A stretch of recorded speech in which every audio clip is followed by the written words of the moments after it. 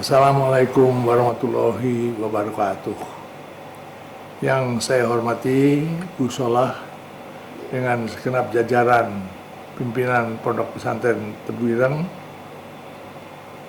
pengurus dan fasilitator Yayasan Jati Diri Bangsa dan Vita Niaga yang saya sayangi, para peserta pelatihan yang saya banggakan, hadirin dan hadirat yang saya muliakan.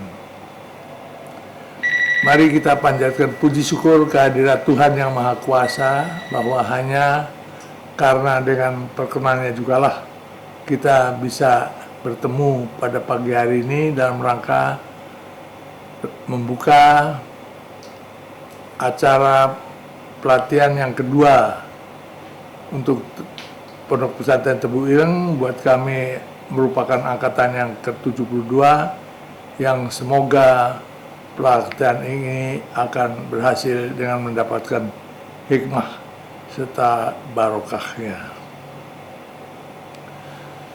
Seperti pada sambutan mengawali angkatan pertama, kami sampaikan bahwa kami datang kemari bukan untuk mengajar, tetapi sekadar untuk berbagi pengalaman tentang karakter building training program, menemukan dan membangun jati diri, yang kebetulan kami sudah mempunyai pengalaman cukup lama yang ingin kita share kepada Pondok Pesantren Tebu Ireng. Dan kami bersyukur bahwa para peserta pada waktu pelatihan maupun pada waktu pelaporan langsung pada Gus Solah menyatakan semuanya bahwa para peserta berkenan menerima pelatihan ini dengan baik dan menganggap bahwa pelatihan itu memang merupakan pelatihan yang dibutuhkan dan merupakan sesuatu yang sangat bermanfaat dan berguna. Alhamdulillah. Seperti juga saya sampaikan pada waktu pembukaan angkatan pertama, bahwa pada kesempatan pertemuan antara Yayasan Jati Diri Bangsa dengan Profesor Quraisy Shihab dan Menteri Agama pada waktu itu Bapak Maftuh Basuni, kami memang memasalahkan mengenai selalu kita mengajak umat Islam pada khususnya untuk meningkatkan iman dan takwanya. Tapi ternyata seperti waktu itu kami sampaikan, diakui bahwa takwanya kok banyak tidak kunjung datang. Ternyata ada satu kata yang mungkin kurang diperhatikan di antara dua kata ini, yaitu antara iman sama takwa, yaitu akhlak atau karakter. Dan ini langsung ditanggapi oleh Profesor Quraisy Shihab, memang benar sekali bahwa seorang itu yang beriman, kalau baru beriman orang itu masih telanjang, sedangkan kalau orang yang sudah bertakwa itu sudah berpakaian. Jangan pakaian itulah adalah karakter. Sehingga dengan demikian maka kita sekarang syukuri melalui pelatihan yang kita sudah lakukan bersama ini, betapa benarnya bahwa mengadakan orientasi pada hasil itu kurang mempunyai hasil yang optimal, tetapi lebih baik kalau kita mengadakan orientasi kepada proses. Sehingga kalau kita hanya mengatakan beriman dan bertakwa, berarti kita berorientasi pada hasil yang nyatanya kurang optimal hasilnya. Sedangkan dengan kita mengadakan meningkatkan iman dan membangun akhlak atau membangun karakter, berarti kita mengadakan pendekatan atau orientasi pada proses, sehingga dengan membangun iman dan membangun akhlak atau membangun karakter, insya Allah pasti kita akan mendapatkan Pakwa sebagai hasilnya. Untuk itulah maka pada kesempatan yang sangat baik ini di hadapan para peserta yang adalah guru, para kepala sekolah, bahkan di hadapan para pemimpin pondok pesantren Tebu Ireng, saya ingin sebagai pembina karakter building training program menemukan dan membangun jati diri, menyampaikan pendekatan proses yang kami lakukan dalam rangka kami melakukan pelatihan ini.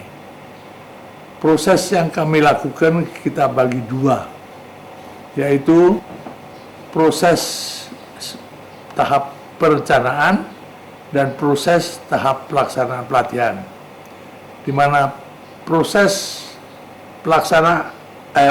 perencanaan terdiri dari 5 pendekatan, sedangkan untuk pelaksanaan pelatihan terdiri dari 6 modul. 5 pendekatan ini adalah pertama, pendekatan konseptual, di mana pendekatan konseptual itu kita gunakan pertama kaidah yang mendasarkan pada hukum alam atau hukum universal yang kita harus akomodasikan atau harus sesuaikan, karena hukum alam tidak bisa kita abaikan kalau kita ingin agar apa yang kita lakukan itu dapat berjalan dengan baik. Dan ternyata bahwa karakter yang selama ini di Indonesia diabaikan termasuk juga hukum universal yang adalah hukum alam. Dan kedua dalam pendekatan konseptual ini adalah masalah nilai-nilai yang kita gunakan. Nilai-nilai yang kita gunakan adalah nilai-nilai Pancasila, yang dengan nilai-nilai Pancasila kita mengakomodir kemajemukan bangsa kita dalam segenap aspek kehidupan bangsa, dan dengan ini kita mantapkan di dalam kita meyakini bahwa kehidupan adalah bersifat plural, dan kita meyakini kebenaran adanya pluralisme sesuai juga yang diajarkan oleh Gus Dur. Maka dengan kita menggunakan nilai-nilai Pancasila yang justru nilai-nilai yang akan mewarnai karakter bangsa, kita berarti mengakomodasi kemajemukan kehidupan kita berbangsa dan bernegara. Yang ketiga, pendekatan konseptual kita adalah menggunakan budaya. Budayanya adalah budaya Indonesia.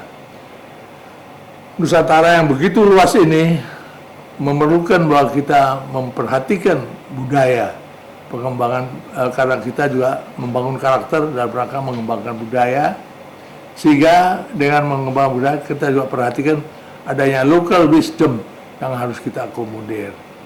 Demikianlah 3 pendekatan konseptual yang kita lakukan. Proses yang kedua dalam perencanaan adalah pendekatan metode. Pendekatan metode kita gunakan menggulirkan pelatihan ini melalui suatu proses yang menggunakan apa yang kita sebut 4 koridor.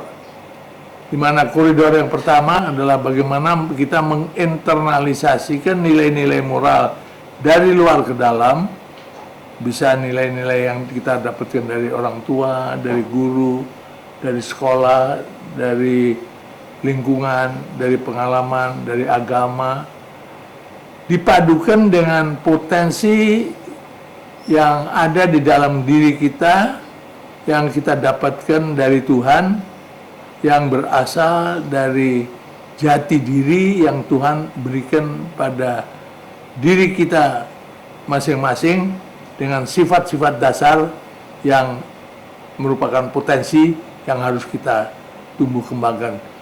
Ini yang kita padukan dengan nilai-nilai moral yang kita internalisasikan dari luar, dan melalui pemilihan secara intensif di dalam pengembangan kepribadian kita, kita mengadakan pemilahan the do's and the don'ts, lalu nilai-nilai yang kita pilih untuk kita jadikan nilai-nilai pribadi kita, untuk kita pegang sebagai nilai-nilai pribadi kita gunakan kebiasaan-kebiasaan yang akhirnya kebiasaan-kebiasaan memanfaatkan nilai-nilai yang akan kita gunakan ini akan terbentuk dalam apa yang kita sebut karakter.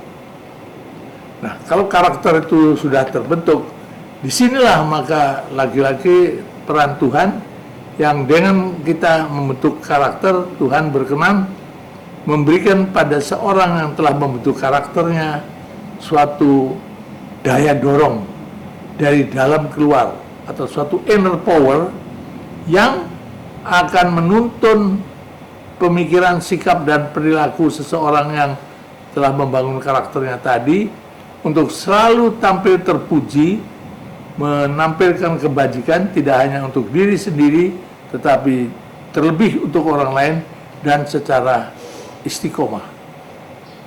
Sehingga inilah mengapa kita dalam kehidupan sekarang masyarakat kita low trust society ini, karena kita memang mengabaikan pembangunan karakter selama ini.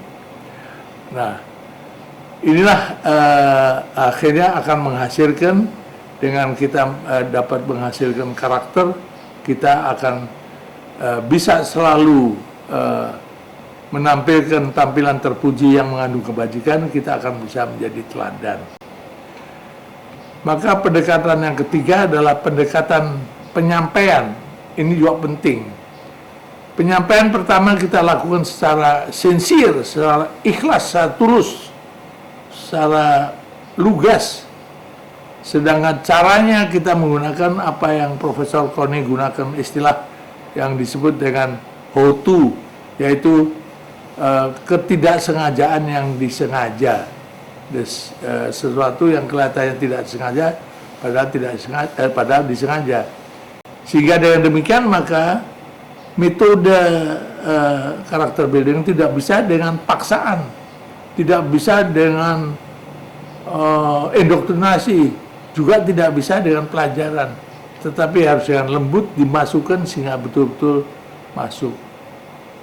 Nah, itu yang kedua. Sedangkan penyampaian yang ketiga, sehingga nanti di dalam proses perencanaan maupun pengambilan keputusan di dalam suatu sekolah akan diambil suatu pendekatan yang disebut ko-kreatif, yaitu bagaimana kreativitas dari stakeholder yang dilibatkan bisa diturut sertakan. Jadi dalam ko-kreatif ini akan dilibatkan kepala sekolah, guru, murid, pegawai, pengawas, orang tua, lingkungan. Sehingga dengan demikian, dengan diturut sertakan stakeholder itu, maka hasilnya akan dirasakan sebagai milik bersama, dan juga mereka merasakan merupakan tanggung jawab bersama untuk bisa diwujudkan. Ini pendekatan penyampaian yang ketiga. Sedangkan yang keempat adalah pendekatan implementasi. Implementasi kita lakukan dari bawah ke atas dengan dibarengi keteladanan dari atas ke bawah dan dimulai dari diri sendiri.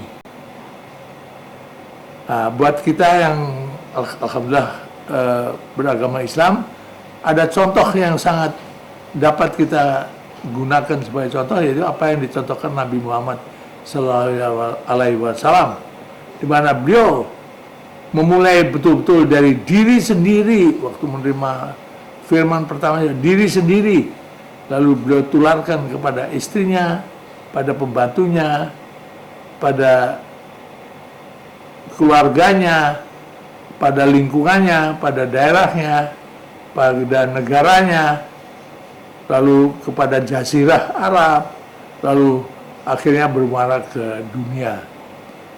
Tapi semua ini harus betul-betul dimulai dari diri sendiri. Bottom up dibarengi dengan keteladanan dari atas ke bawah. Sedangkan yang kelima, pendekatan hasil yang kita harapkan seperti tadi di implementasi, kita harapkan akan menghasilkan karakter yang menghasilkan teladan. Maka dengan kita bisa menghasilkan teladan, kita tuh akan bisa melakukan apa yang Tuhan amanahkan pada manusia, di mana manusia hidup itu sebenarnya ditugaskan untuk mengisi dan membangun bumi sebagai khalifah atau wakil Tuhan di muka bumi. Bagaimana seorang khalifah bisa melakukan tugasnya tanpa dia menjadi teladan? Dan ini terbukti di dalam kehidupan kita pada saat ini. Kita lihat lingkungan kita, begitu para pemimpin kurang menampilkan keteladanan, maka tidak terjadi apa yang diharapkan, kepemimpinan yang membawa kemaslahatan. Itulah proses perencanaan yang kita lakukan, 5 pendekatan yang harus disiapkan dengan baik. Maka ini kita tuangkan dalam di dalam 6 proses pelaksanaan pelatihan yang terdiri dari 6 modul yang secara lebih jelas nanti sambil pelatihan akan diberikan. Singkatnya dapat saya sampaikan bahwa 6 modul pelatihan itu yang pertama kita bicara tentang mengapa, karena terutama sebagai guru-guru kita harus tahu bahwa kata bijak yang harus kita pegang, kita tidak bisa mengajarkan apa yang kita inginkan, tapi kita hanya bisa mengajarkan apa adanya kita. Jadi apalagi kalau kita mau mengajarkan tentang karakter, nggak mungkin kalau kita sendiri belum berusaha untuk menjadi seorang pribadi yang berkarakter. Modul yang kedua adalah tentang siapa saya dan di mana saya, yaitu who am I dan where am I, sehingga kita tahu di mana kita berada dan sebagainya. Modul ketiga adalah menemukan diri sendiri atau menemukanali diri sendiri, atau know thyself kata Socrates. Nah, dengan kita tahu apa, mengapa, siapa kita dan kita ketemukan, maka kita siap, kita sudah menemukan jati diri kita kembali, kita siap untuk membangun jati diri kita yang dimulai dengan modul 4. Modul 4, kebiasaan menghasilkan karakter, dan karakter yang akan menghasilkan nasib kita. Jadi kalau kita tidak berkarakter, ya nasib kita tentunya tidak akan sesuai dengan karakter yang memang selalu tampil dengan kebajikan. Ya, nasib kita kurang bisa kita harapkan yang baik yang kita harapkan. Ini yang jadi kita akan harus decide or udah dengan kita bicarakan tentang where to go, kita mau kemana, how to go, bagaimana kita pergi ke sana, dan why to go, dan mengapa. Dan untuk itu nanti dibarengi dengan apa yang disebut PMP, rambu-rambu untuk kita selalu berada di jalur yang akan memimpin hidup kita, dan suatu action plan yang namanya PKP. Dan action plan ini harus dibuat, setelah dibuat nanti harus terus dimonitor dan evaluasi, dimulai dengan 3 bulan sekali, lalu 6 bulan sekali, lalu never ending, karena character building adalah suatu never ending proses. Sama aja kalau kita mau di dalam agama kita meninggal dalam keadaan husnul khotimah, maka tidak ada lain cara bahwa kita tiap saat, tidak cukup tiap jam atau tiap minggu, tapi tiap saat kita harus menjaga diri kita berada di dalam jalan Tuhan untuk kita bisa berada. Ini juga karakter demikian, maka PKP itu. Itu modul keempat. Dan modul kelima adalah hidup adalah ketergantungan. Kita tahu makhluk manusia itu adalah makhluk individu, makhluk sosial, makhluk Tuhan, tetapi real life is interdependency. Jadi kita saling tergantung satu sama lain, dan ini nanti saudara bisa rasakan. Dan yang keenam adalah kalau kita sudah tahu semua itu, tidak akan adilnya kalau kita tidak mempunyai komitmen. Komitmen itu adalah kesediaan memegang janji kita, dan jangan hanya janji-janji yang besar soal negara, bangsa, tapi janji-janji yang kecil. Janji mau berkunjung, janji mau mengembalikan buku, janji mau memberikan kuliah, janji mau memberikan, itu yang dimulai dari yang kecil-kecil. Dan semua itu karena kita memang di dalam hidup kita memang banyak kita terpolisi macam, maka tergantung pada hasrat untuk berubah. 6 modul itu kita rangkai di dalam suatu proses yang saling kait-mengkait, saling runtun, sehingga nanti akan merasa mengalir, dan pada selesai tahu-tahu akan merasa, oh, mudah-mudahan saya betul-betul bisa berubah. Demikian saya ingin jelaskan, karena saya anggap dengan saya jelaskan ini akan mudah-mudahan lebih memantapkan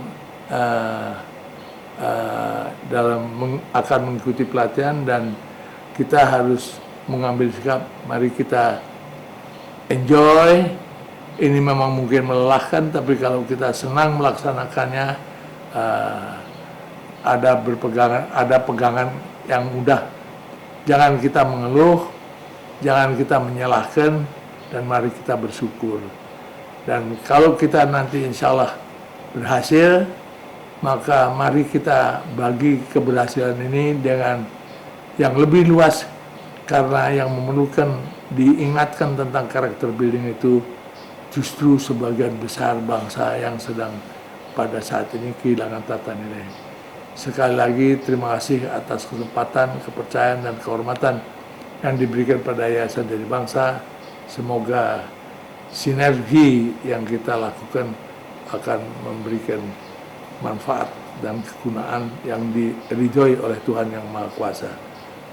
Wabillahi taufiq wal hidayah. Wassalamualaikum warahmatullahi wabarakatuh.